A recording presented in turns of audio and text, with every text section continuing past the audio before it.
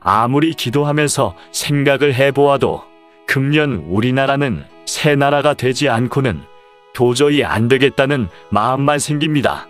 왜냐하면 그동안 우리나라가 여러 가지 방면으로 애를 많이 쓴 것은 현저히 눈앞에 보이고 있습니다. 너무나 놀라리만큼 일을 시작했다고 보게 됩니다. 그러나 시작을 놀랍게 하고라도 결말을 완전히 맺지 못하면 시작을 아니한 것만도 못한 영향이 있기도 쉽습니다. 개인이 가정에서 하는 일도 시작을 해놓고 끝을 못 맺으면 그 가정은 혼란에 빠지게 되는데, 적어도 나라는 큰 살림이라고 하는 살림살이를 놀랍게 시작하고 끝을 완전히 맺지 못한다면 한 집만 못 살게 되는 살림보다도 전 국민이 못 사는 살림이 되기 때문입니다. 그러므로 놀랍게 시작을 했다면 좀 더 놀랍게 끝을 맺을 사람이 되어야 할 것입니다. 인격이라는 것은 놀랍게 시작하고 끝을 못 맺는 것이 인격이 아니고, 작게 시작하고라도 크게 끝을 맺고 약하게 보이는 데서 시작이 되어 가지고 강하게 끝을 맺는 것이 완전한 인격일 것입니다. 그러므로 바라는 마음은 그동안 일을 많이 시작했다면 5월부터는 완전히 놀랍게 끝을 맺는 단계로 들어가야 할 것입니다. 이제 새 나라가 되는데 대하여 말합니다. 새 것이라는 것은 이전에 없던 것을 말합니다. 나라라는 것은 전 국민이 합해서 유지되는 것이 나라입니다. 그러면 국민의 사상이 즉 나라의 생명일 것입니다. 그러므로 국민의 사상을 전부 하나님이 보호하사라는 진리의 사상으로 바꾸어 놓는 진리 운동이 있어야 할 것입니다. 공산당은 벌써부터 2세 국민을 전부 공산 사상으로 기르는데 전력을 기울였다고 봅니다. 그런데 우리나라에는 공산 사상을 없애버리는 진리 운동을 가지고 국민의 사상을 하나 되게 만드는 역사가 있어야 될 것입니다. 이렇게 말하면 공산당은 벌써 다 했는데 이제 와서 무슨 진리 운동이냐고 하는 사람도 있을는지 모르겠습니다. 그러나 과거 역사를 보아도 악한 자의 세력이 먼저 강하게 일어났지만 하나님의 진리 역사는 마지막에 일어나도 반드시 승리했다는 것이 역사가 증명하는 사실입니다. 지금 공산당이 이렇게 일어난 것도 하나님의 말씀이 이루어지는 일이니, 하나님의 진리를 가지고 일어나는 일은 악의 세력을 없애버리는 하나님께서 홀연히 행하는 일이기 때문입니다. 다음은 새 출발이 있어야 합니다.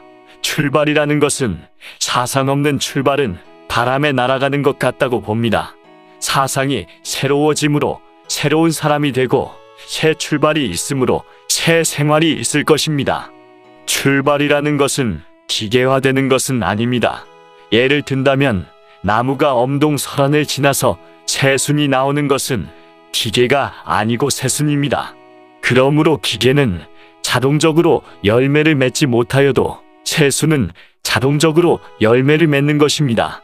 이와 같이 국민의 사상을 생명 있는 진리로 움직여질 적에 국민들은 전부 순이 나오듯이 새 출발을 할 것이고, 필연적인 열매는 그 진리대로 맺어지는 것은 그 사람 자체에 있는 것이 아니고 진리를 인생에게 가르치신 하나님의 역사로 될 것입니다. 인생이라는 것은 식물이 맺어주는 열매를 먹는 것으로 끝이 아니고 조물주 하나님이 주시는 진리의 생명을 받음으로만이 새로운 인격을 받아 새로워지는 생활에서 새로운 출발이 있고, 또는 축복이 오므로 열매를 맺게 될 것입니다. 새 일의 축복이라는 것은 하나님께서 진리를 바로 믿고 순종하는 자만 남은 자가 되게 하고, 진리를 대적하는 무리를 이 땅에서 없애버림으로 진리를 순종하던 자만이 남아서 새로운 시대가 오는 것을 새 일이라고 합니다. 우리나라 국민은 새 일의 축복을 받기로 택한 민족이라고 봅니다.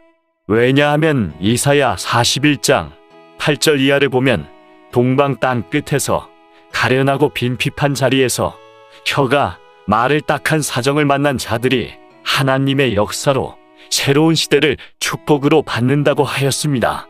우리나라 국민은 이날까지 억울한 일을 많이 당한 것은 새 일에 축복을 주기 위한 하나님의 섭리라고 볼 수 있습니다.